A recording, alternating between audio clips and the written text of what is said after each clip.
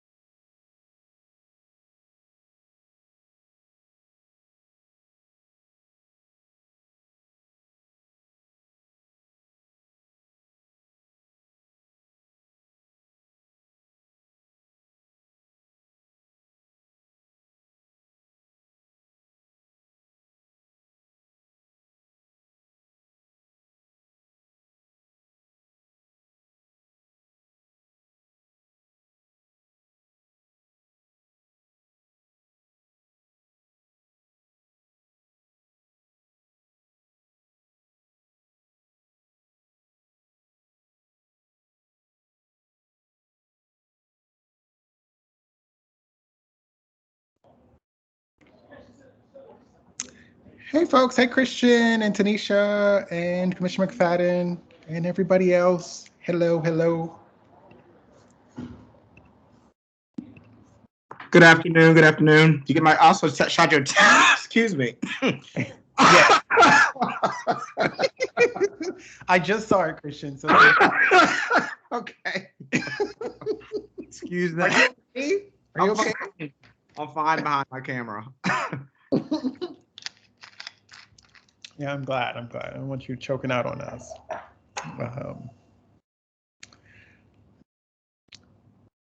Today, it feels.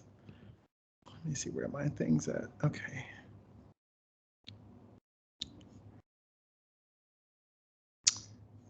And so we will then have. So it'll be. Who else are we waiting for then, Christian? Anybody besides me and Commissioner McFadden then? No, right now, the Commissioner James stepping down, just three of you all. Right, right. Awesome. Well, thank you all so much. It's good to see you, Commissioner McFadden. And I guess we will jump right in and get started. So we will call this meeting to order. So I want to just welcome everybody to our February 15th Policy Committee meeting. We'll be sort of looking at revisions to Board Policy KCD, which is around public gifts and donations, and also around sort of looking at the sort of the IKEB sort of graduation standards. We also have two compliance reports that we'll also be having some conversation about. And so it is 3:31, and would love for the folks who will be taking us through our revisions to Board Policy KCDA to hop on. And also, if you could keep your presentation to 20 minutes, that would be great. It would allow us to have robust conversation. So thank you. Good afternoon. Good afternoon. I'm Monique Sims. Good to see you both. Good to see you too. All right, I'm going to share my screen. Hold on one moment.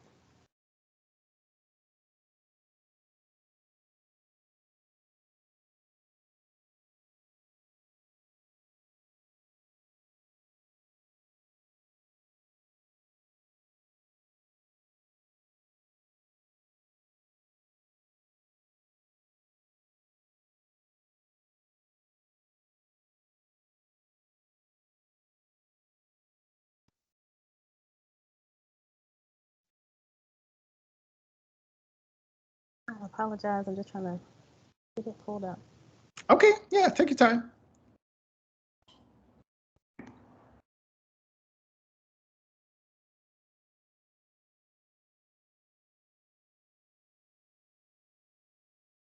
Monique, it's Christy. Let me know if you want me to share my screen with it. If you don't have it, if you can't get it up the way you need it. All right, can you see it now? No? No, ma'am, we can't see it yet, Monique. Okay, let me try this one last time.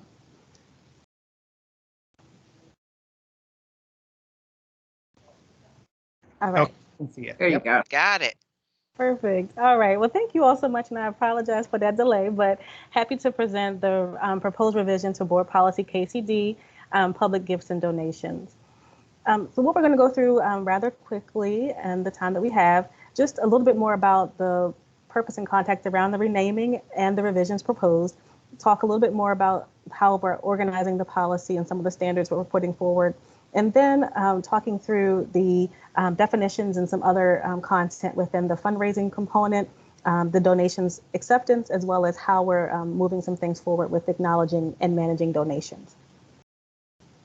So first, just want to call attention to the board priorities as we've identified here. Certainly wanted to acknowledge that this commitment that we have to community partners and others that contribute to our student success, this policy connects to that. In addition, wanting to make sure that there are equal access to resources. And so the work that goes into supporting donation management, as well as fundraising activities, ensuring that there are resources set aside to do that. And then as we think about just creating the best environment for our young people and wanting to ensure that all schools have access to the resources that they need to move not only fundraising activities, but also gifts and donations forward. So here we're just calling attention to that this policy traditionally had been focused exclusively on the acceptance of public gifts and donations. And what we're proposing here is that we also include details about fundraising activities. And so first we want to put forward the recommendation to rename the policy to fundraising and public gifts and donations. And this would allow us to have more of a robust focus around the policy itself. It would demonstrate more of the continuum around gifts and donations, starting from where funds come from, also to how we accept them. And so we had hoped that this would move forward in building us greater alignment and cohesion around these two key processes, which is why we propose both fundraising and gifts and donations be included in this policy.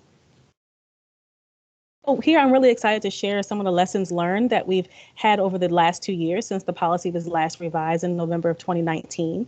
First, certainly the impact of the pandemic and just the outpouring of support that we've received from our external stakeholders, that we've just come to know that there's more to be done around ensuring that we steward gifts appropriately. In addition, we've expanded the community school strategy and the amount of resource development personnel that are in buildings, certainly needing to put some more supports in place for them as they go about the work to ensure that our students and families have what they need. We also identified additional key personnel within central office to support the infrastructure around support to donation review and acceptance. And we built out more training and development to support our school leaders and staff and just better communicating about the policy implementation itself that will further support the implementation. We've also stewarded some strategic partnerships, and we'll talk about that in the next 2 slides, to support school-based personnel like our teachers and other staff as they look to put forward their own fundraising activities, particularly around crowdfunding. Here, I just want to highlight that one of our partnerships is with Donors Choose. And so Donors Choose is this trusted organization that supports classroom-based fundraising and crowdfunding.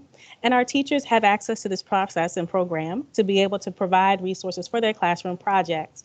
This is exciting because it allows us to move the fundraising activities beyond the traditional sense, and that all teachers have access to this platform to support resources for their classrooms. Over the life of the partnership, which has been since about 2007, we've had more than $7 million in projects funded to support our schools, and more than 3,000 teachers have been funded, with 52% of this funding coming from outside of Maryland, which is exciting in considering the amount of visibility and access that our schools are receiving. Here, we're also showing the amount of schools, or the top most funded schools, through Donors Choose. And so while this partnership has been growing for a while, we've done a lot in the last year to really expand the awareness and building teacher engagement to be able to have projects completely funded through this platform, and we look to do more. In essence, what we look to do and what you'll look to see in the next few slides are what we propose around the policy revision. Certainly wanting to bring forward more systems and structures around the operations and management around these resources. We want to be able to communicate more effectively, both internally and externally, about what those acceptable practices are about fundraising and donation acceptance. In addition, just promoting this environment of equity and inclusion, ensuring that all of our students and staff have the ability to build that innovation and creativity in the classroom to support student needs and school improvement. Well, first, I'm going to talk through some of the policy update recommendations. Here, you'll see 2 slides of definitions and other key terms that we feel like are important to help build clarity around what the expectations are around fundraising and gifts and donations. Certainly crowdfunding, identifying additional department folks who should be a part of the process, helping to identify what donations are compared to what grants are, as you'll see on the next slide, and really talking more about fundraising activities that could be undertaken at the school level and district level. We also want to talk through grants and other promotional materials and putting some guidelines around that. You'll see that coming up. And we also have a call out around recognition and what it means to really have a formally stewarded relationship with a donor, and also identifying other places where this policy can come through. So for example, through School Family Council, and having more details around the technical requirements that it takes to receive certain gifts. So these definitions you'll see throughout, and just it speaks to more of the expansion of how we want to build out this policy through the revision. So some of the key principles that we're putting forward, certainly you've seen that a lot of what we are looking to revise features things related to fundraising activities, right? So you'll see a lot of us calling out connections to other policies that have implications for fundraising activities. So our Code of Ethics policy, the school renaming policy, and equity, of course. So we're wanting to just make sure that the reader has access to the other policies that should be looked at in tandem with the particular policy. Also, we want to just identify that students have a role to play in fundraising activities, and that we want to just put forward what would be acceptable in terms of their ability to participate in those activities. And that's what's added here as well. We also put in some standards related to distinguishing between grants and donations. We recognize that certainly we're all looking to leverage resources for the district, and whether it's through a grant or donation, but there are some things that differentiate the two. Namely, grants typically have a restricted purpose or a tracking process for how those funds can be used, and not always donations have the same amount of requirements or oversight over reporting. And so we're just trying to move forward with supporting the reading and understanding how to differentiate between the two. We also want to make sure that folks understand, the board is not a 501c3, and so that certain grant awards we're not eligible for directly, but certainly others who might be looking to support us could benefit from.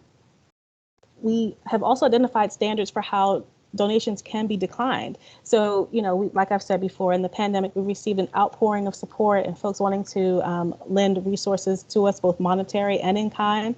And what we found is that at times, these donations could create an undue burden administratively on the district or schools. And so there's opportunity through our standards of acceptance to really identify those criteria through which we can use to determine which offers should be accepted. And so we've put forward here a standard around that, and also identifying that if something would need to be declined, that there would be a rationale put forward for it.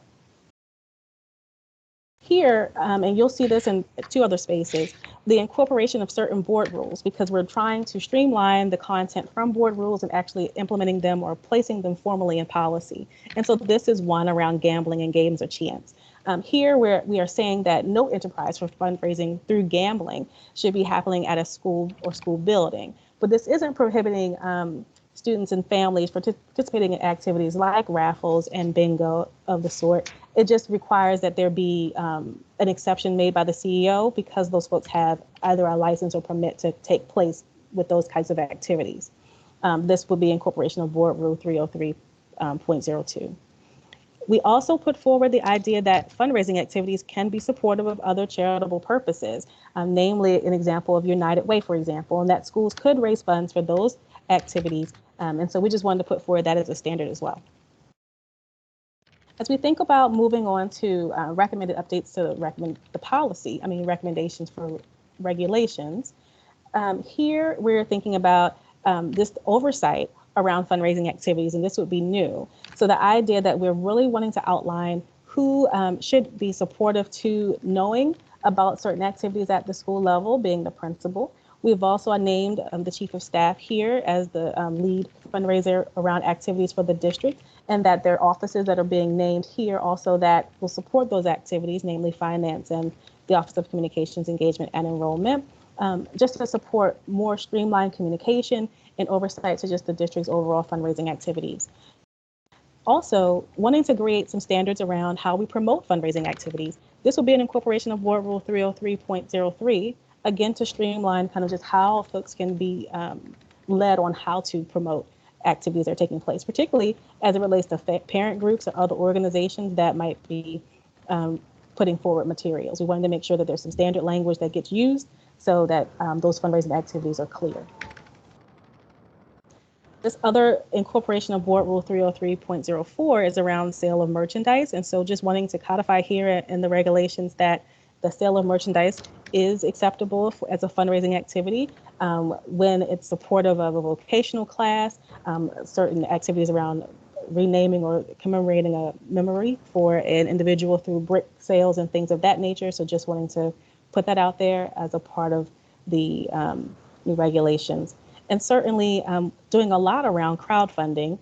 In November, we put forward some interim guidelines for online fundraising and just wanting to place that information here so that folks understood, what platforms to take a look at, how to demonstrate or vet certain platforms using Charity Navigator to ensure that industry standards are met. And then just wanting to name our partnership with Donors Choose to ensure that there is that platform that teachers and other school-based staff could use for crowdfunding. Here, we just wanted to call out that, certainly the board has identified that within the policy, the idea that $5,000 or more donations should come before the board for acceptance for approval prior to acceptance. And we just wanted to just call that out here. But we also wanted to name some extenuating circumstances when the CEO may accept a donation or public gift that's above that $5,000 dollar amount, because anything under than that wouldn't need to come before the board. But we wanted to make sure that we named some cases where we've experienced some challenges in accepting certain gifts based on when they were offered. So for example, there have been times when there's been only one board meeting a month, or the submission window for when the donation needs to be accepted was shorter than the turnaround that the board had. And there were challenges in us being able to respond back in a timely fashion with the donor. And so we're putting forward here that there are some circumstances when we may need to have the CEO accept those gifts on behalf of the district and board, and that the recommendation would be that the CEO be in conference with the board chair or designee to be able to move those donations forward so that we do not create an undue strain or hindrance in moving forward a donation. We've had such an example with organizations like the Ravens and some other foundations that have wanted to put forward donations in those timeframes that we just want to be able to avoid moving forward. Here, we just really wanted to talk about managing donor relations, and so really putting forward recommendations for how to do that. So it's not just about receiving the gift and receiving it in a transaction format. We really want to build stronger relationships with our donors, really having identified structures for acknowledgement, recognizing these donors in a way that meets their needs as well, and then stewarding those gifts in a way that supports more relationship being developed. We've seen over the last 2 years where our donors, for example, who want to donate, classroom games or other items, really want to be able to engage with our young people to see the fruits of their labor, if you will. And so we want to be able to make sure that we identify ways for schools to move that forward. And there will be a letter and documentation that can be supportive to this that we want to add as a reference in the regulations. Here, just wanted to revise some of the standards of acceptance with in-kind offerings that we've seen just increase over the last few years. So certainly we've had more asks or offers of books and other educational games, particularly those things that can support school at-home libraries or at-home activities to boost student access to materials. We also had an increase in beautification projects and things just to uplift the physical environment of our campuses. In addition, we've certainly experienced more offerings of PPE and other health and safety materials that we need to put forward more standards around, so we know how best to accept those items. Here, we just wanted to put forward the idea that there would be a recommended gift acceptance committee. We've talked a little bit about it earlier about this central office support team being formed of members from finance and communications and engagement, in equity and schools office, as well as legal and some others. We wanted to make sure that we just codified this group would come together and be available to provide support to not only our donors, but also our school staff, and ensuring that the policy, one, is implemented effectively, but also that if folks had questions about certain things, fundraising ideas or donation offers to be accepted, that they had a point of contact in place to vet those questions. So that completes just the recommended areas. In terms of next steps, here we are. We will be putting together this team to finalize or at least put forward those standards of acceptance in a way that can be used by the reader. And then moving forward with our stakeholder engagement, just wanting to showcase here the proposed stakeholder groups and the status of those engagement efforts. And certainly we've completed some input sessions. We have more to go in terms of feedback and looking to do direct feedback forms, but also just engaging folks through the new donations email address and our website that we've updated on the donations page to be able to accept feedback about where we're going with the policy revisions. That completes the presentation, and look forward to any questions or things to discuss. And Monique, if I can just add quickly, this is Tina. Hi, Cupboard. Hi, everybody. I just want to add that Monique has done a tremendous amount of work of working with both the finance team and our chief legal officer to make sure that we are thoughtful about all of these components, looking at board rules, looking at current policy, looking at current practice, and really being thoughtful about how we engage other departments. Monique is being the face of all this, but this is a lot of work that's gone into this from both Chris Doherty's team and from Josh Sivins' team as well. I just wanted to add that to the conversation. So, and great job, Monique. Thank you. And I'll pause. I'm here for questions as well. Thank you. Yeah, so want to say thank you for the great presentation. Want to extend the opportunity for Commissioner McFadden, because it's only us here today, to see if you have any questions to start us off. I just want to shout out Monique in the work that, not just with this, but the work that you're constantly doing for city schools. I'm not sure if we're able to celebrate and lift you up like that. So certainly this is appropriate to do that. So thank you for all your work. And I hope your little ones. Thank you, sir. Yes, he just turned 4 last month, so okay. He may make an appearance again. Okay. A couple of things with the regulation. If we go to the regulation, Roman numeral 2, I'm at letter A, and I'm on number 9. So it says schools and departments shall not engage in any fundraising or other activities promoted or sponsored by outside entities, such as essay or poster contests, celebration of special occasions, or collections of any kind, except when such activities are approved by the school's office and the Office of Communications, OEE. CEE. Can I do that, CEE? Okay. Good. Yes. It's just a lot to say with that office. Can you elaborate? We see you. Okay, we see you. I got you. Yes. Okay. The C office. I got you. So can you elaborate on that a little bit, Monique? Why was that clause put there in the regulation? Sure. And if you just mind, I was going to it as you were sharing it again. What is the number? Roman numeral 2, letter A, okay. Number 9.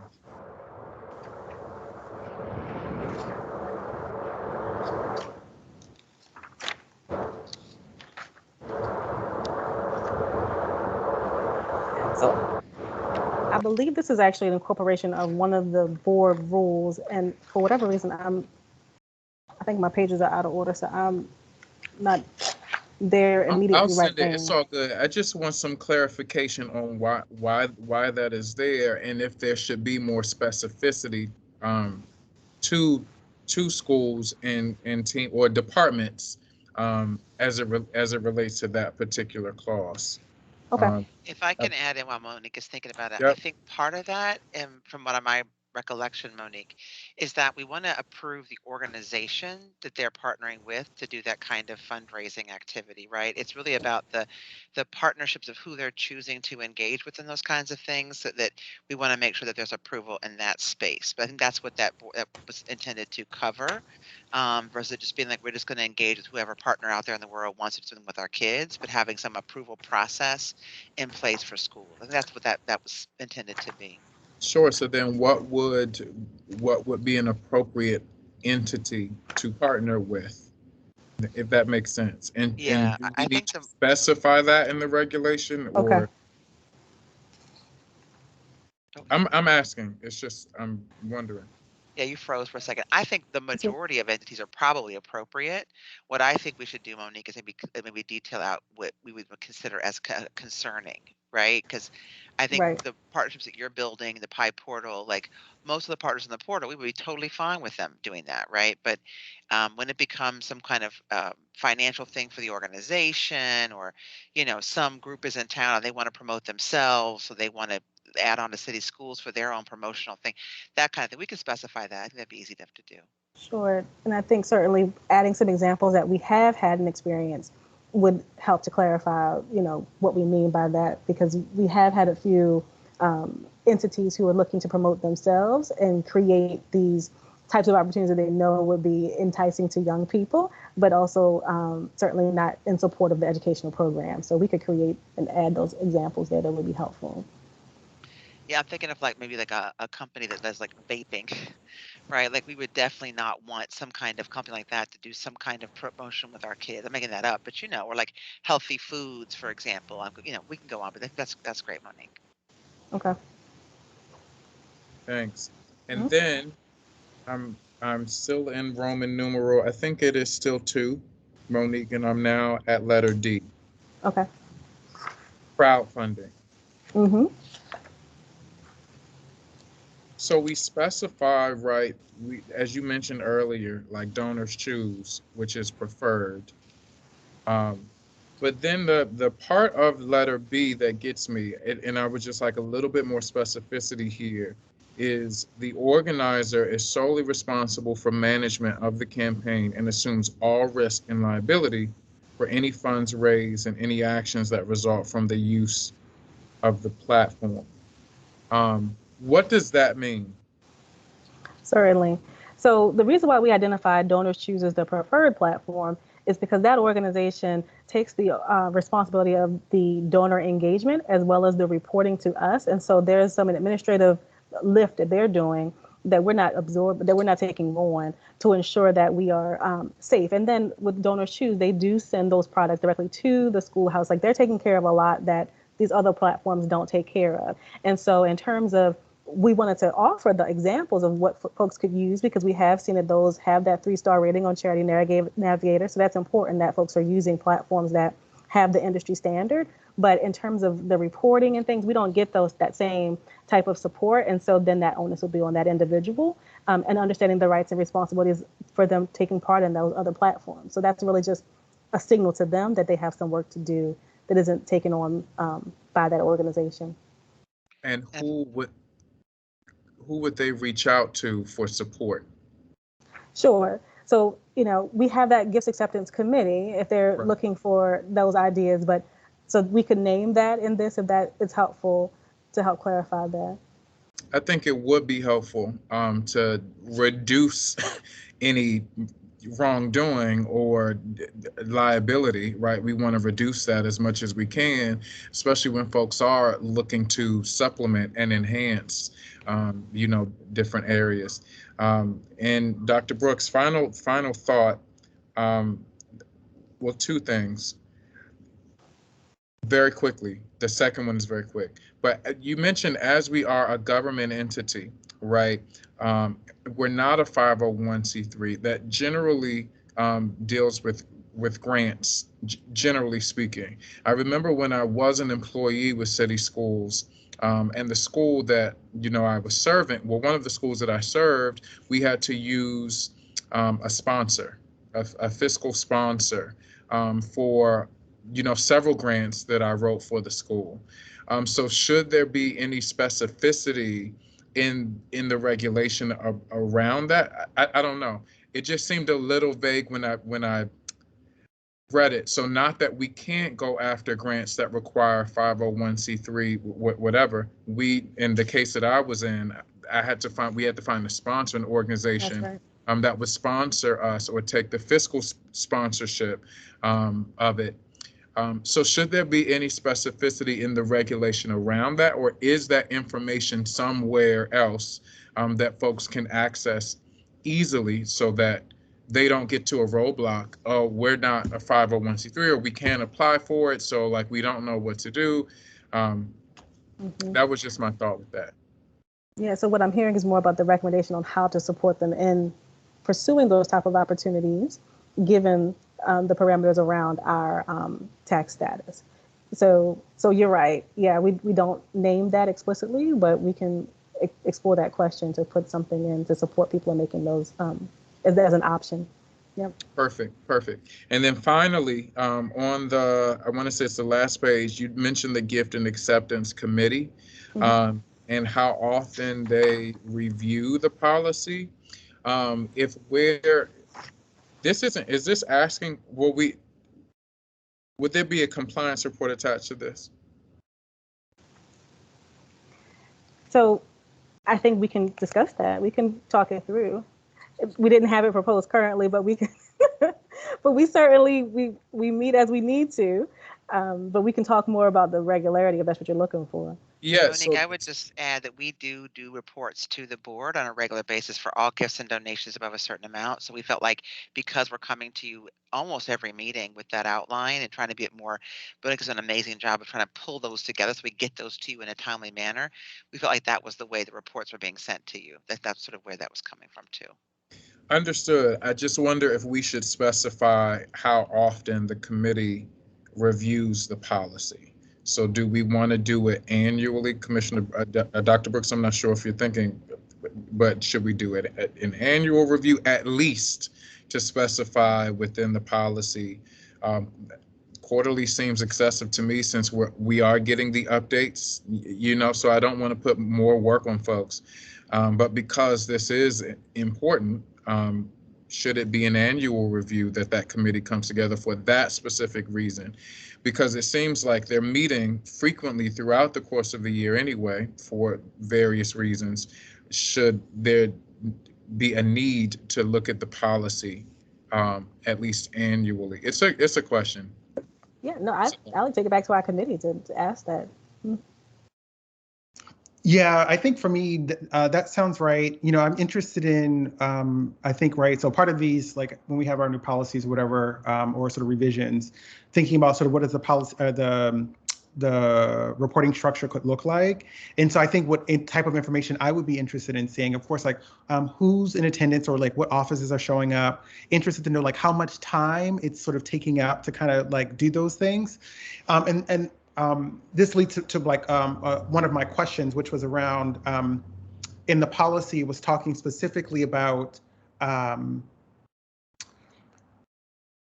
short term, or like when we receive a gift or donation and the board meeting is only meeting once in a month, and sort of we needed a different structure to try to capture those more quickly, and that it was outlined that the board, the CEO would then sort of connect with the board chair to sort of like help support that. So I'm actually interested here with two things. One, it'd be really nice to hear about where do we have checks and balances. And I'm trying to like, so for example, we had an incident where there was a, how do I say this? There was a way in which money was flowing that was caught by a board member that was not the board chair, right? And so if a donation comes through and it only goes to the board chair without having, they might not have had time, their eyes might not have been on it, how do we then ensure that that donation isn't missed, which could possibly put us at risk for something else? And I think that's kind of that was like a real life example that happened last year. And so I'm interested to figure out like what type of structure of support, what we're willing to put in place to make sure that doesn't happen. Can I do that one, Monique, Sure. quickly, and then Sure. please feel free to add in. So this was just about us being able to accept real-time donations, and given the cadence of board meetings, sometimes it becomes difficult. The board chair was just the way that the CEO communicates every week with the board chair and the board vice chair. And so as my past service on the board, I think the communications plan on the board, like, does it make sense for the board chair and vice chair to send that email then out to the rest of the board to get their consensus? Or would you prefer that we have an email that goes to the board, although you can't vote? You see what I'm saying? That's why we didn't do it that way, because the board cannot vote in an email fashion. It was about notifying the vice chair and chair potentially, and then them asking the board if there's any concern. We would then have the CEO pause and not approve it. But if there was a concern, we would go ahead and accept and then acknowledge at the next board meeting. But we can't do an official yes or no from the board in a mass email, because it's actually against our COMAR rules about how votes are taken. So that's really the reason why, but I'd love to hear your thoughts about that notion of like, if the board chair and vice chair are sending it out, I think we could add Vice Chair Monique to the reg, and then they could send it out to the rest of the board and through the board communication plan. Yeah, and I think, Chief Ikeb, one of the things that feels important in that space is that that maybe we name more explicitly, like there is a process. And I think for me, it's like, how do we ensure that the way in which information flows on our board is democratized? And so it's not just, and the democratization is not just about for the purposes of having everybody involved in the process, but it also helps us to catch things that some other people might not be catching. And so, so I think, if we could write it in there or to sort of suggest a process for, whether it's some emails, not that we have to vote on it, but that at least are there any flags that anybody might notice on the board to therefore then let the board chair and the vice chair know of that. And, and so, and I'm not sure if that is both, just in the regulation, or is that if that's written to the policy that will also happen, right? That that the CEO will reach out to those two, and then it's their responsibility to sort of send it out to make sure that we are not missing anything, or are there any flags that sort of might come up. Christian, did you want to jump in, add some insights? Just one thing. I do appreciate that flag about the specificity. The only thing I would add is I do think we kind of have other policies that kind of speak this democratization and information flow that you're speaking of, especially in policy BBA. It does say that board leadership shall seek, consult, et cetera, with the board as far as pertinent issues. And I think, this is kind of could fall into that. So I'm not, saying either way, make more specificity, but I am flagging the kind of other policies that speak to the communication flow that you're speaking about. Maybe not to the level of detail you're looking for, but the principle is laid out in policy that the communication should be flowing. Awesome. Is it possible just to kind of like say, yeah, maybe you could reference it and just say, hey, for Mm-hmm. policy BBA, you could reference it maybe. Yeah. Okay. I think that's fine. Yeah, I just wanted like to be clear that like, at least in my short tenure on the board, that there have been occasions where we're like, what's going on here? With the way in which money flows. But that also leads me to my second question, which is about how some other times we get money. I believe it goes to the Educational Equity Fund or something like that, in order to receive donations to do certain things. Is there like language, like what would that language look like? Or is it captured here around sort of how we have this external body getting money for us and then getting things in here? And really like wanting to know a little bit more about sort of how that looks in this context. Monique, do you want to? We did reference it in the policy. I know we did. I don't remember where it is. I'm not recalling right. I think Monique is looking for it right now. And then we have planned to bring to the board, as we did not too long ago, an update of the funds that were raised at the fund. So we are transparent about that process, and we are planning to do that very soon as well to the board, so that you can actually acknowledge and are aware of those donations. But Monique will find it, and I don't know where it is, but I know we put it in that language specifically with the fund specifically as the external partner that we do that work with. Monique, if you can't find it now, you can also shoot an email back to Yeah, I see the back. We do have that language in there. I just want to make sure I get the exact nomenclature for you. Okay. Yeah. So that was just like another thing. I was like, okay, I just want to see how this plays out in this context, given, and I think that's like, we don't have any other vehicles to kind of receive those types of funds. It's just, okay, great. Let me clarify that. I said no quickly, but schools do have their own individual. So like BSA has a foundation, right? Or other groups have external partners that are like the alumni of blah, blah, blah. So I don't want to say, I said no quickly, but schools do have their, like to Commissioner McFadden's point earlier around that fiscal sponsor, schools do have those things already set up that are not universal to every school, but they've had an ability to sort of set that up. To his point back about like, how do we then let other schools know what a fiscal sponsorship might look like for them? So, but for the district's purposes, not individual schools, the only group that we do that with is the Fund for Educational Excellence. That is correct. And then schools do have individual organizations that support their fundraising. Could be even a lead agency that sponsor a community school strategy too, right? Mm-hmm. So. Great. No, that's really helpful. Thank you. And I was also curious about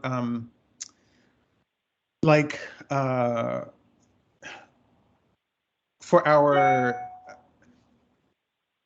like, where would like a GLSEN, like if like would fit in here, right? If they're like a student like chapter and they're sort of raising money, are they going through the same vehicles as another, as like, would they have to go through school sponsorship to get that? Or yeah, so I'm just interested in like, we have, I know that folks might be like, we work with GLSEN Maryland, they provide resources. I'm just curious about how that might come through. Is that a donation or is that a? Sure, I think it depends on how the funds are being proposed for you, like the use of the funds and what accounts may be used to leverage the funds, right? And so we could think about that, but certainly those type of organizations, any kind of organization, frankly, could be supportive to a student organization for sure. The processing, that's where the difference in how that goes, but we can talk more about that too. Mm-hmm. But that's why we wanted to call out that students could be a part of the fundraising activities. That's why we called it out there. Yeah, because I think that was like, oh, I was like, okay, well, we have a, and I know that they raise money, but I also imagine that maybe their clubs want to sort of raise money to do a specific thing, and and I'm assuming like the process piece around like, okay, getting like permission from sort of the school level, it is my assumption that because we already have our equity policy in place, that we are sort of, there are no hindrance for example, like an LGBT sort of student group getting, and do we need to say anything about that or just reference our equity policy? I don't know, but. Right. That's why we did reference equity policy in there. And as well in the portion around supporting other charitable organizations, we do outline that, the organization's position should not be a part of the decision making about whether or not a school could be fundraising for that particular purpose. So to also support both the entity donating to the district or school, as well as the school or student organization supporting a particular organization if they were fundraising for, even if it was like, I don't know, American Cancer Society or something like that. Like there is that reciprocity, if you will, in between the fundraising and the acceptance of the fund. Great. Well, thank you. Well, that's all the questions that I had. Sure.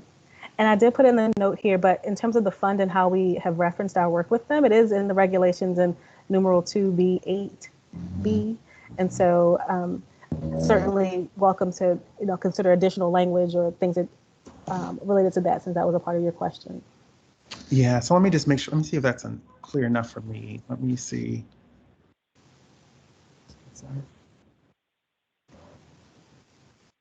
Yeah, so I'll look at it again and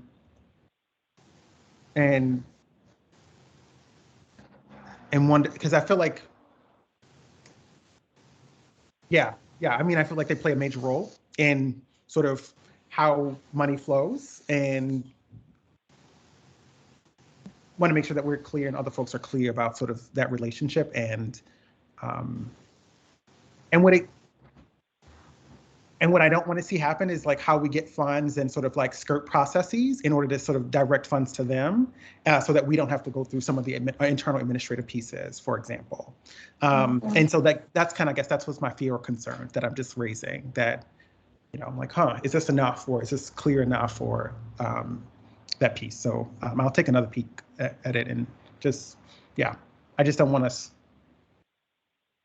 when I think about ethics and integrity around sort of like how we use systems, and we don't want things to be cumbersome, but we also don't want people to just like, oh, well, let me just, I have this other thing to circumvent some other process because I didn't like what the X, Y, and Z said, or whatever. So, right. I understand. Thank you. Thank you. Chief Ikeb. Yeah. All right. Thank you. Welcome. Thank you. Awesome. And so, Commissioner McFadden, did you have anything before we moved on to the next round of presentation?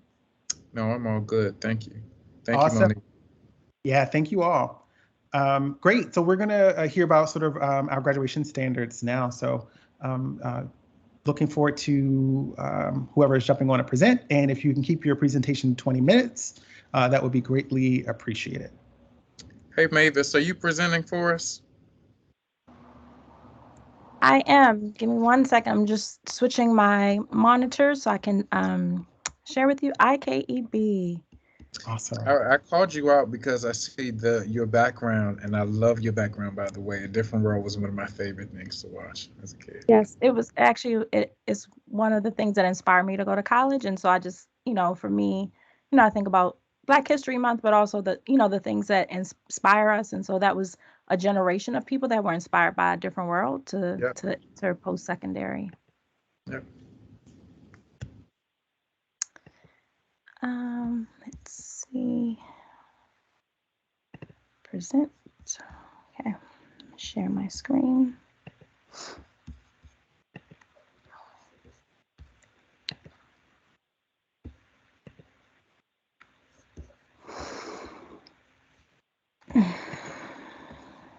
Can everyone see my screen?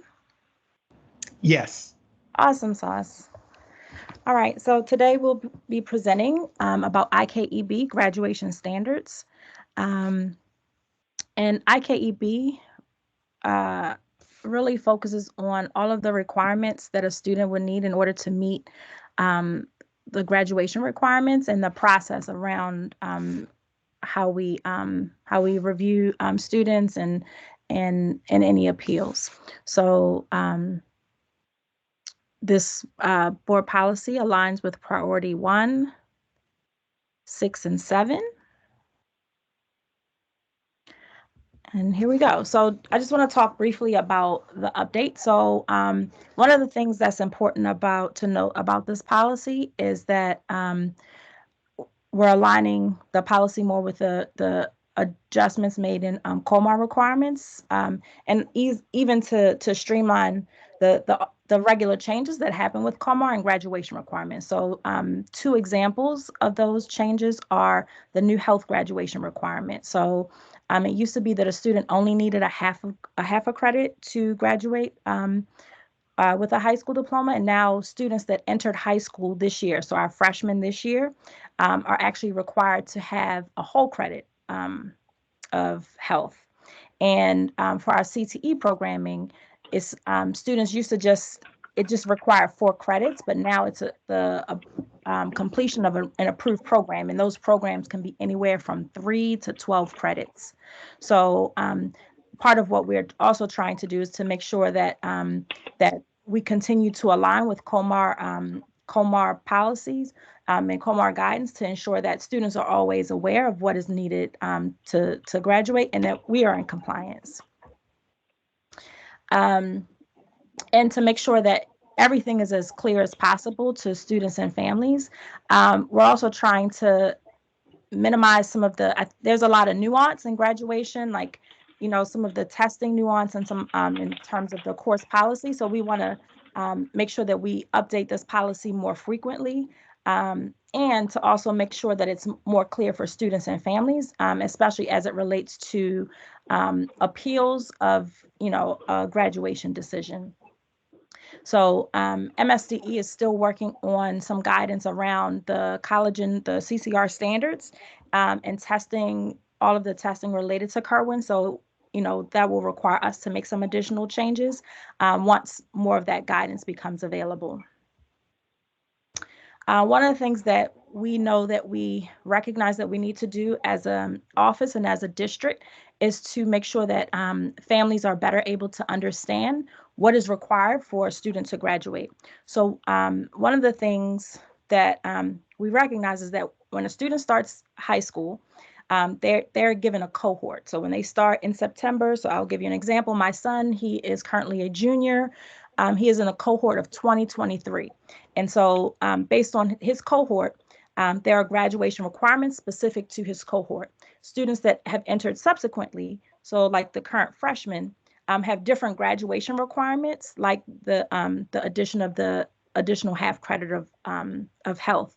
And so because we have varying cohorts in our schools at any one time, sometimes it can be very confusing to students and families, and even the adults around what is required for a student to graduate. And so what we are in the process of trying to do is to create an online graduation resource that allows everyone to really be able to understand, okay, I entered this year, this is my cohort, and these are the requirements necessary for me to graduate. So I need English 1 through 4, I need biology, chemistry, physics, etc. In a previous cohort may not need that, but I need to know what I need in order to graduate. So really trying to make sure that we're more transparent, we're more clear, and we give everyone all of the necessary information so that way they can manage and maneuver. So the other thing that we started this year is that we are requiring all of our school teams to meet with their students during the third quarter to talk about the status of the students' graduation status. So, so what schools are doing is every senior, and I say senior, but it's really everyone that's in that cohort. So the cohort of 22 should be participating in a meeting that has the school counselor present, an administrator, if the student is receiving disability services, the IEP chair or their case manager, and any other relevant individuals, just to appraise the student and their family about the student's graduation status. So is the student eligible based on being on track as of right now? Is the student eligible for graduation in June? Are they eligible for graduation in August? Will they need another year? Will they need another 2 years? So those meetings are really important. And so we've created some centralized guidance. We've created centralized forms that students and families can review and sign off on and have copies for themselves, so that way they understand what their status is. Because we do recognize that oftentimes there's a lot of things happening, and so and our students tend to, sometimes are a little transient. And so like if I go to another school, things may change, but having this kind of single document and making sure these meetings happen gives students a very clear picture of their actual status. So whereas the graduation resource that I referenced earlier is a more general template, this is really the opportunity for the schools to have a meeting specifically with the student to say, this is where you are specifically as an individual student. So in terms of our engagement, we've met with PCAB in the fall, met with the Charter School Advisory Board. And so I'm working with the charter school team to figure out, how to navigate that with the charter schools. I have planned engagements with ASCBC, BTU, I believe I just got that update today, I believe is next Tuesday, if I'm not mistaken, and then Pizzazza and CCAG. And so we'll also, outside of these groups, we're also going to work to make sure that we get ongoing just feedback from various stakeholders around the information that we're sharing, the tool that we're in the process of developing, just because we want to, do some focus groups to make sure that everyone is aware and the ease of understanding is crystal clear for everyone, because we want to make sure that any student or family can log in and see, what do I need to graduate? Today is my first day of high school. I need to know all the classes that I need to take in order to be successful. And this is our wonderful team headed by the wonderful Dr. Dabrowski. Thank you, Dr. Dabrowski. And now it's time for questions. Thank you so much for that presentation. I will kick us off, and then I'll sort of toss it over to Commissioner McFadden.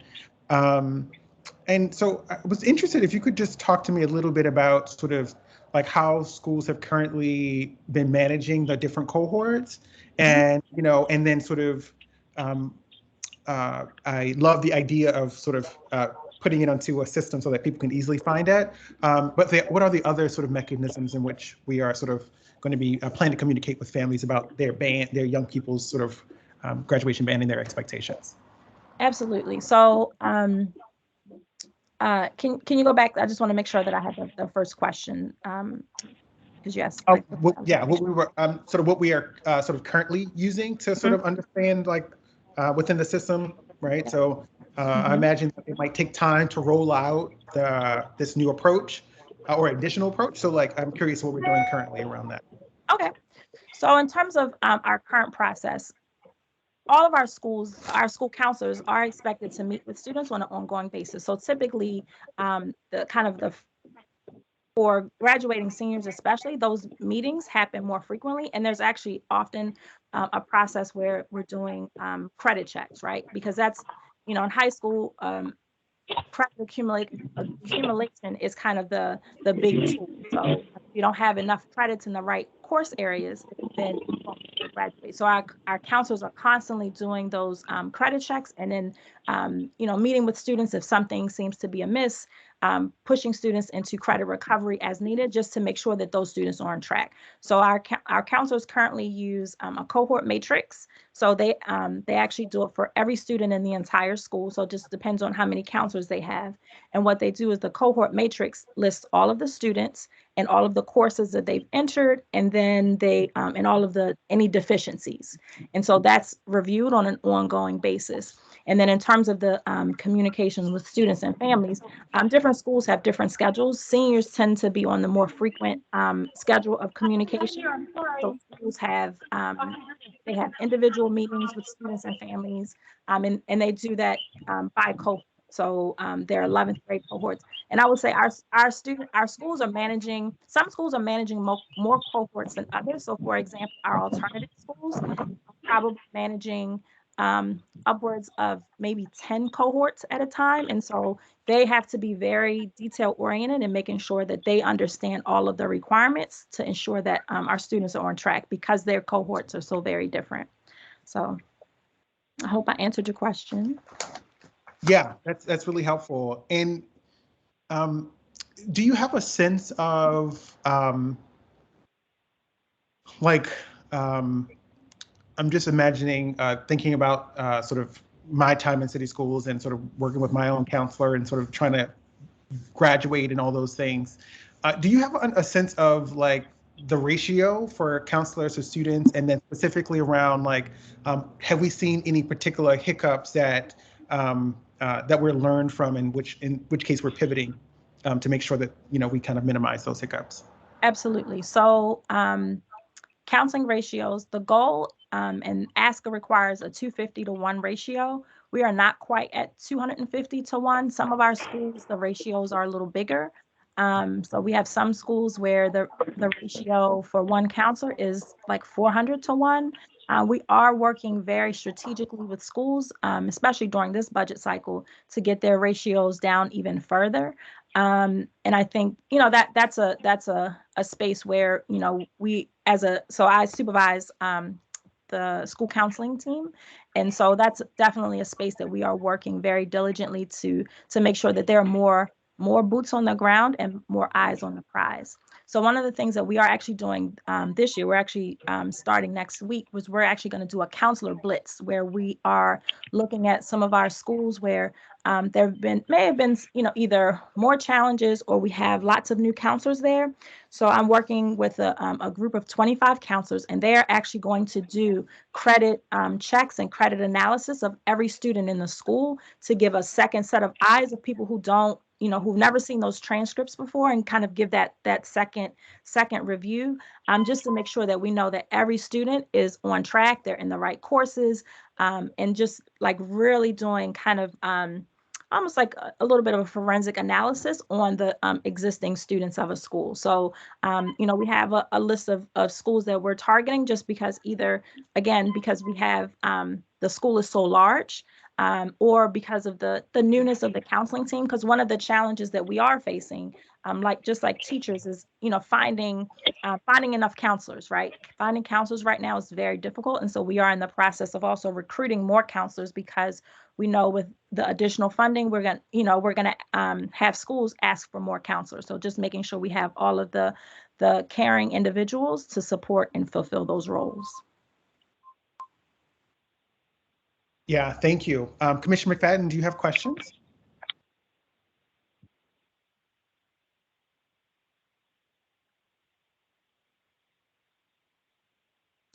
Thank you.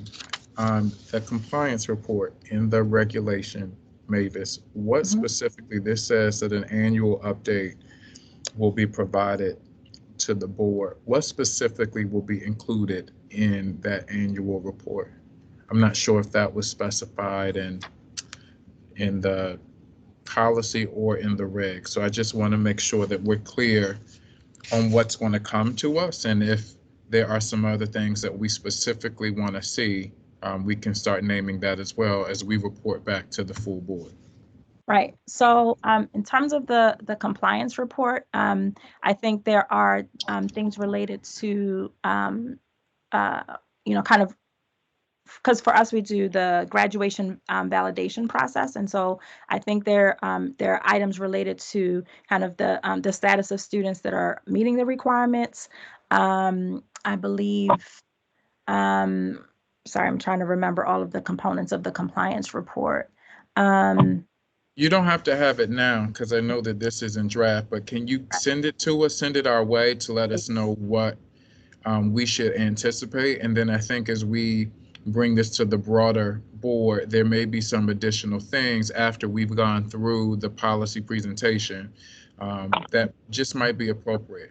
Okay. For me, it's like making sure that we raise, Christian, I see your hand, that we raise information that's most useful to how we're able to move forward and make sure that our young people are successful and their families are, but also that they're graduating. Yes, absolutely. But we also want to make sure that we're not just asking for something just to ask for it, if that makes sense. Makes perfect sense. Absolutely. Christian? I just wanted to add,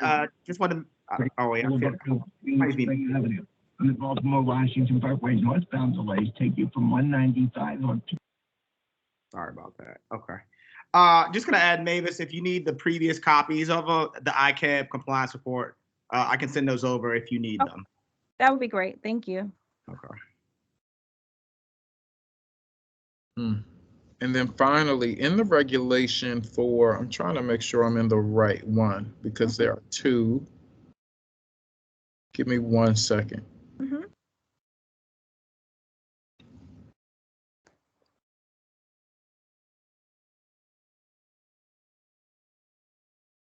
Commissioner McFadden, actually, as I'm looking at the compliance report, I'm thinking the reason there's not a compliance report is the board usually gets like a memo about graduation rates in the spring. So I'm looking at the compliance report, it looks like it tracks that memo. So that might explain what that is. Okay. But I mean, it can still be specified, right? That the compliance report is the graduation memo, but yeah. I'm in the regulation, Roman numeral 2.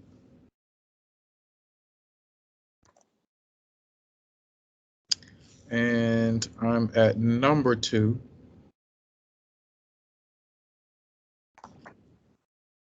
Alternative sources of credit. And I'm at letter C. Yes. Sorry. High school, you got it? I'm pulling up, but I think I can speak to it. High schools may, with the approval of the CEO, develop and offer differentiated curricula with appropriate course requirements for graduation that exceed the minimum established by MSDE. Can you elaborate on that? Because I haven't really seen that happen before. So what is this actually saying high schools are able to do? are high schools able to add additional courses for their students to graduate? Can you reference? I just want to make sure I'm in the regulation, Roman numeral 2. And then number 2, which is, well, it's C. Hold on, my bad. So Roman numeral 2, letter C, number 2. So many numbers and letters in these things. And in number 2, alternative sources of credit, I'm in the C to number 2. I'm on page, I can give it to you. I'm on page. I'm looking at it. 3. I'm looking at it. Yeah.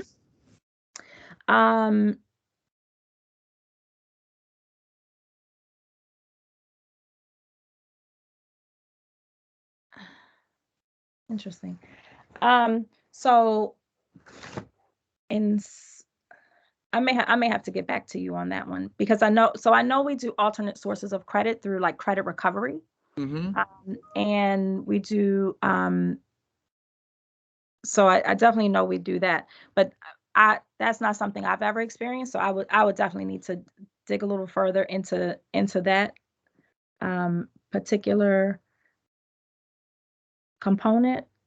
Right, like if there are specialized schools and specialized programs, do they require additional, coursework? I just want to make sure that it's not related to our 4th year waiver. Okay, it's not related to the 4th year waiver.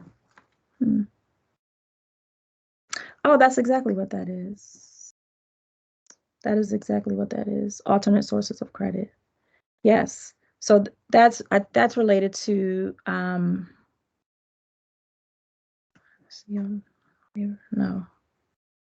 I'll get back to you. I'll get back to you on that, because I want to make sure. I just want to make sure that I'm in full understanding. Gotcha. Yep. I want to make sure I give you the best possible answer. Yep. Yep. Thank you. That's it for me. Great. So thank you. That was all I had as well. And so as we started as a practice on the policy committee is to start reviewing sort of some of the regulations pieces of this. So Mavis, I'm done with you. Thank you. So we're done with that question. Yeah. So you can Thank you, Mavis. Thank you. Welcome. Thank you, guys. And so we have 2 regulations. I'm sorry, 2 compliance reports today. So our JBA and so I'm going to pull that up and to just see. Commissioner Fadden, did you have anything or anything stood out that you wanted to sort of talk about related to this particular? Go ahead, Dr. Brooks. Go ahead. You can get started. Great. So one of the things that I sort of saw in the compliance report that I would love a little bit more context in is on page. It's on page 4 when it starts talking about our I believe it starts on page 4 when we start talking about our the training around our sex and gender-based discrimination or harassment. And it looks like we had trained over, I think, 1,300 folks.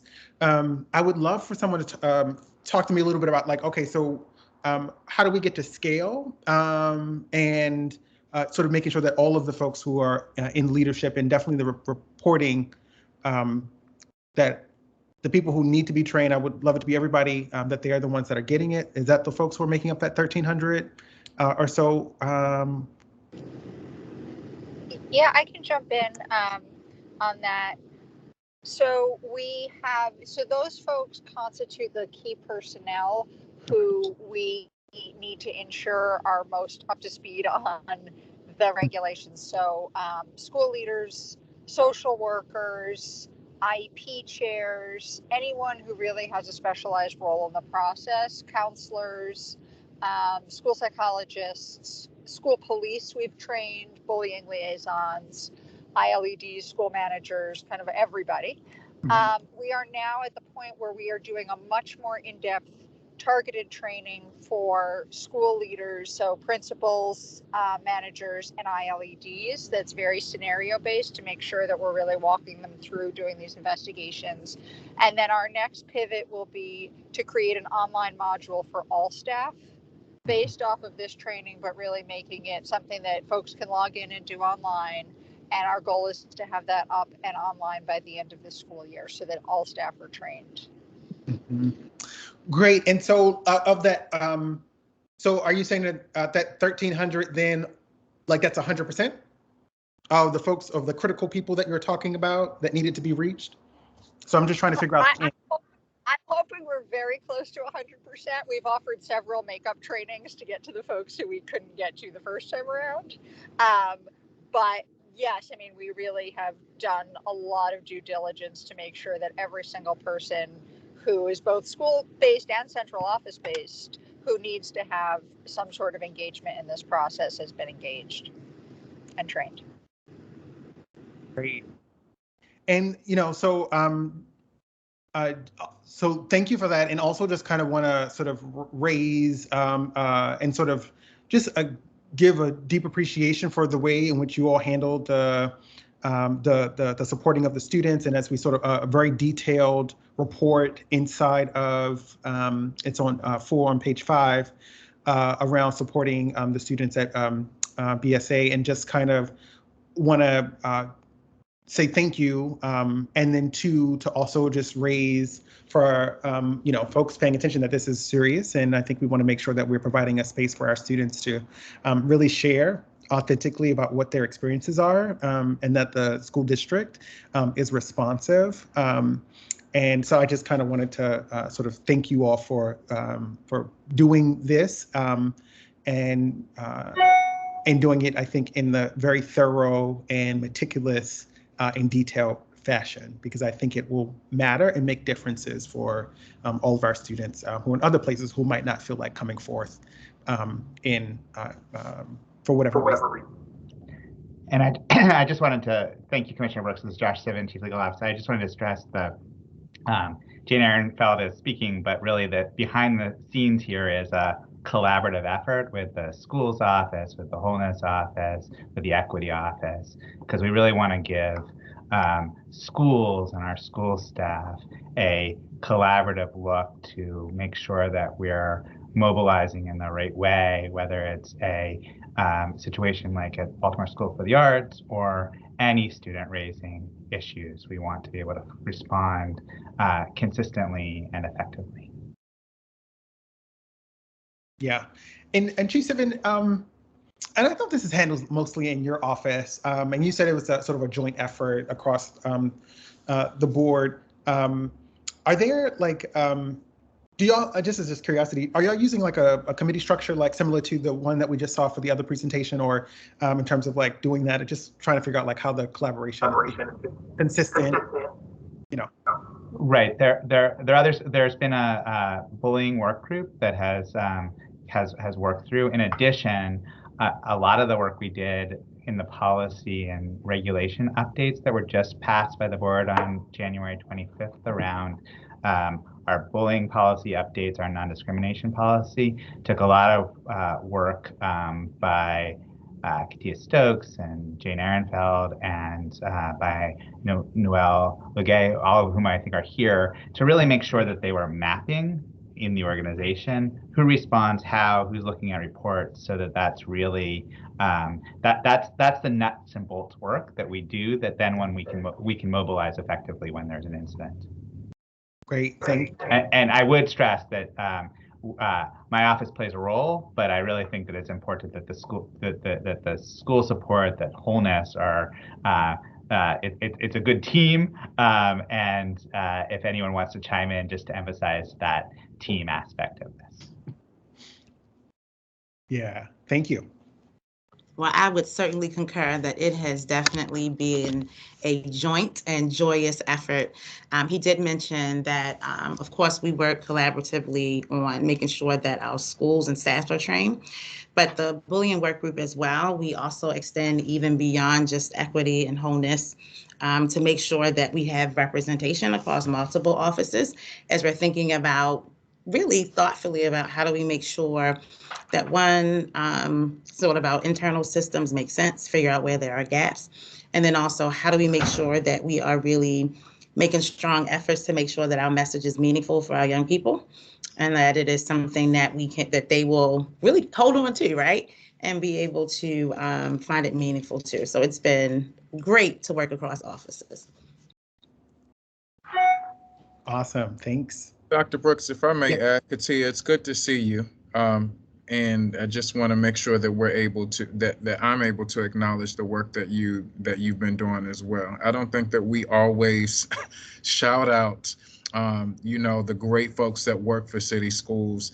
And I paid a visit to Dorothy Height a couple of weeks ago. And I can see some of the work that is coming from your office and your team being translated into our schools. So while we have you, I just want to shout you out and just give you a moment of celebration while you're with us. Thank you for popping in. Yes, thank you. And I appreciate that. I receive it. Great. Commissioner McFadden, did you have questions about this particular one? I don't. Thank you. Awesome. And so I have one more question then. It's Chief Sivan, you may be able to sort of answer this piece, or anyone on the team.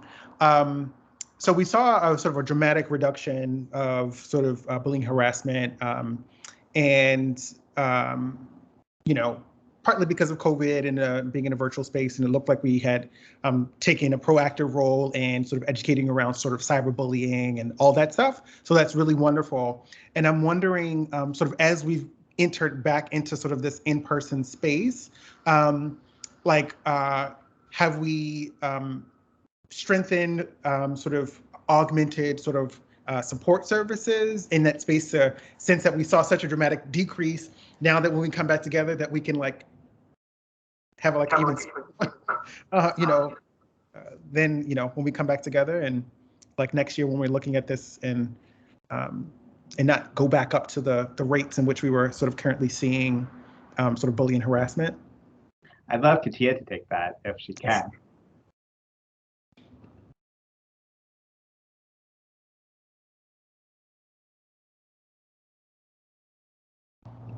Did Katia dip out? She was like, I'm done. No. No, I'm here. I'm here. Can you do it again? It was in and out. We were breaking up. So I see that just a little bit. Yeah, so we saw the dramatic reduction in sort of bullying and harassment, partly because of COVID-19 in the virtual space, and it looks like also the cyber prevention work that y'all were doing. Now that we've gone back into person, I'm curious about sort of what additional supports have we put in place to ensure that we don't, next year, we don't go back up to those same levels because for me, they were startling even when I came in several years ago. Just curious about anything that y'all are up to, just for my own benefit. Yeah, no, that's a good question. So I think when we think about that work, one of the things that's truly important across the board, whatever we do, that relationships matter. So we really have been emphasizing pushing that use of advisory and morning meeting as that space to truly build community, and as that space for, honestly, for our young people and our students to have a chance to recognize who's in the space with them. When I'm able to see you as a person, when I'm able to see you as, or if we're able to see and connect across sameness and not so much as differences, that helps to cut down. So we've really been focusing on making sure that our content, materials around morning meeting and advisory emphasize some of those skill sets and give some of those opportunities for conversation. And then I would also say the work around the joint work with our office, as well as the Related Services Office for the Student Wellness Support Team. Part of that is also emphasizing having the collectiveness with those teams to emphasize some of either the SEL side or the mental health or just the friendships and relationship side of the work. I'm pretty confident or hopeful that at least two of those things, if they continue, they'll continue to be mechanisms for either young people to reach out to say, I need some support, or we'll continue to build those communities where we're able to talk with one another for things that's needed. And I'll just add, I mean, I think that's excellent. And as we emphasize reporting, right? And make sure that all staff are updated with the latest training. We may see sometimes when you push on reporting, you say more reports. And I think that so we should be on the long term. I think we have great faith in what our wholeness team are doing. And as we go, it'll be interesting to see if we go up again a little bit before we stabilize. So I just wanted to predict that sometimes it's okay to have more reports as long as we're decisively addressing those and then targeting the root causes. Great, thank you. Awesome. And so I guess our final compliance report, BLA, Commissioner McFadden, did you have anything? I did not have anything for that compliance report. I'm looking at the ethics panel annual compliance report, and I'm looking at where it talks about, hey, Christian, there were 17 employees that were required to file annual financial disclosure statements that failed to do so within 60 days of the deadline. What does that actually mean? What does that mean? Go ahead. Go ahead. Finish your question. I'm sorry. I'm done.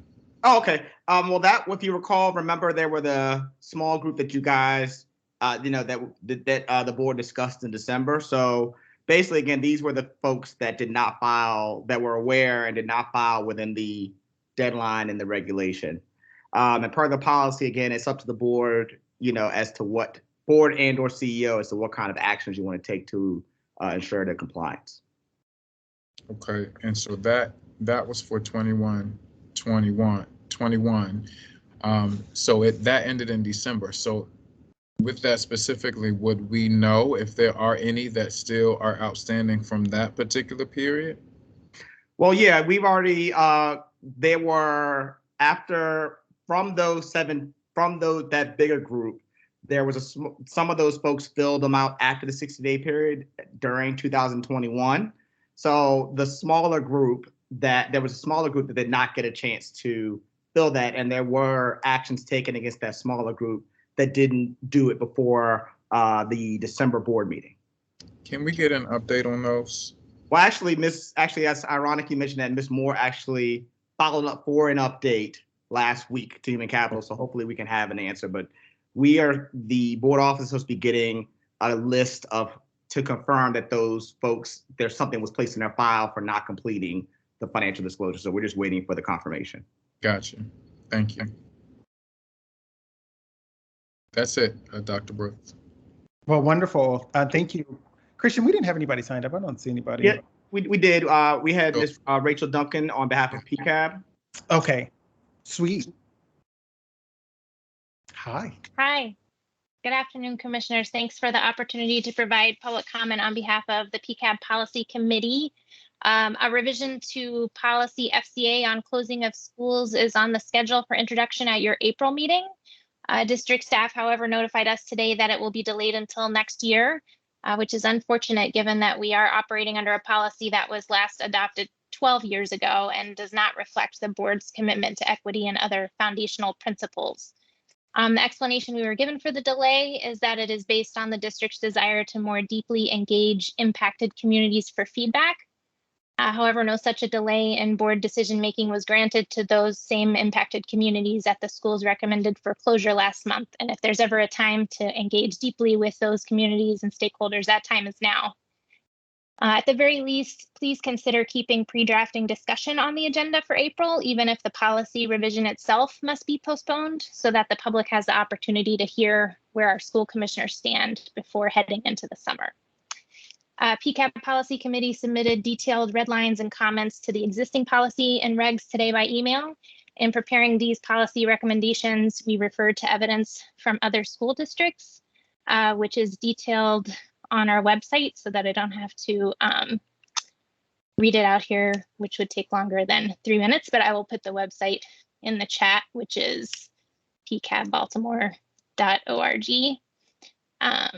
Give me just a moment to go back to my notes here. Anyways, that evidence does show that school closure as a method to manage fiscal constraints runs contrary to a school district's goal of raising student and school performance because it disrupts the stability and relationships that contribute to school success. undermining the overall aim to improve students' achievement. So even if we hope to be entering a period in which school closures are behind us, we know that hope is not a strategy. Although city school staff followed its policy and complied with COMAR to the T this year in carrying out its recommendation to close 3 more schools, its bare minimum implementation of the policy felt to many like a corporate factory shutdown. We know that schools are not factories, and city schools has prided itself as an innovator with respect to policies like KCA family and community engagement and ADA equity.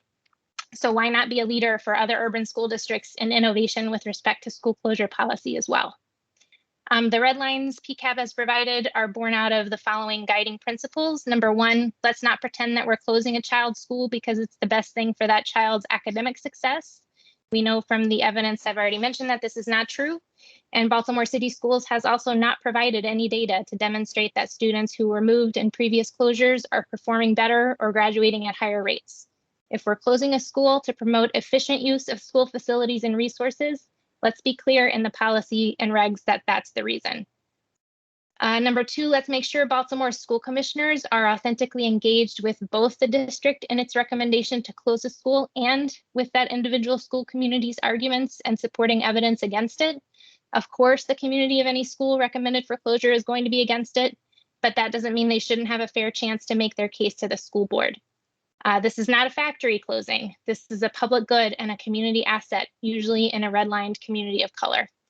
School commissioners should demand that the report they review with the district's recommendations for closure also includes direct contributions from the school community members who will experience the trauma of the closure and have a genuine opportunity to argue against it and to request measures to ease it. Lastly, let's honor the commitment this board made last year when it approved revisions to KCA family and community engagement. And I quote, to acknowledge that students have the best chance to succeed when youth, families, community partners, and staff work together through full, equal, authentic partnerships, including honoring family knowledge, to elevate the voices of parents, families, and youth who have traditionally been excluded from decision-making, and to support open, transparent, and effective two-way communications and information sharing.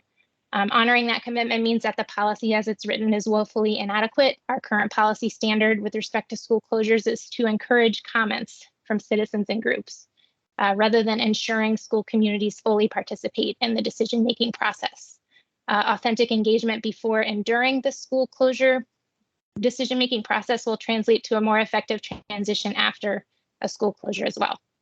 Thank you very much. I appreciate the opportunity to speak. Awesome. Thank you so much, Rachel, for coming in, sort of sharing your thoughts and perspectives. And I think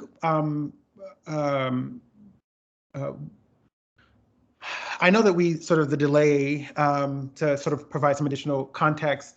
I'm assuming, Christian, if you could, like, when we sort of revisit this in the fall, it will come with the pre-discussions, correct? Like, it won't be.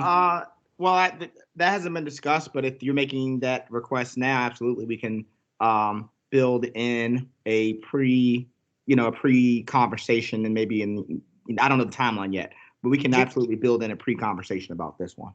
Yeah, and I also, so I thought so I think this is one that it would be nice to have boards sort of in this committee setting to have the pre-conversations to really get that out and to sort of bring more visibility to the discussion. And then to also encourage this, granted, I know usually we don't see a lot of public participation in this particular committee. Sometimes we see like folks who are, part of our, like the PCAB, and sometimes we have some other folks jumping in. But nonetheless, I still think it's an important mechanism to have some additional conversation moving forward. And so I would sort of recommend that that's what we do, to have some pre-conversation attached before a rollout of anything. It's a discussion. Understood. I thought that was a part of what Angela discussed to us. So if there seems to be ambiguity around it, so if we could get some sort of clarification, that would be helpful. Rachel, I appreciate PCAB and the update that you all provided to the board, that quarterly update. I know that you all were mentioning I won't necessarily say challenge, but can you just remind us, I don't know if you can off the top of your head, the amount of folks that are actually participating in PCAB and in meetings, if you have that? And then what are some ways, again, if you can remind us, because I know that we have several community members, here in this meeting, in addition to staff, what are some ways that we can support you all in making sure that we can have more participation within that organization? Oh, thanks for your question. So we have the 14 members of PCAB participating, and we also have about 10 community members that are not board members of PCAB, but are serving on our committees. We have 5 or 6 committees organized largely along the same committee structure as the school board. And then at our meetings, which have been virtual ever since COVID, we'll have anywhere from up to 30 people attend a meeting. As far as helping to engage, last school year, there was a system set up at some point where a board member would come to the PCAB public meetings. It was kind of like a rotating, it was a different person each time. So that's something to consider for this year as well and next. And then just, helping to, we've worked successfully with the district to co-host a few forums as well and kind of co-promote on social media. And I know that the board chair and I have been meeting quarterly, at least that's scheduled on our yearly calendar, to meet with the leadership. And I know we've had a few meetings already. I know Larry is there and he tends to alternate the folks that attend. So we can continue that practice, and certainly we can welcome other commissioners to those meetings as well, those quarterly meetings. Sounds good. Thank you for that. Yep. Thank you. Great. Well, if there's no more, there are no other folks, right, Christian? No, I just see one. So, Commissioner McFadden, do you have anything else, reflections before we jump off, or anything else? Am I missing any birthdays? Tanisha, you have a birthday coming. Like, who has a birthday? I feel like I'm missing a birthday, and there might be someone on the call whose birthday is in February. I know I might be missing it.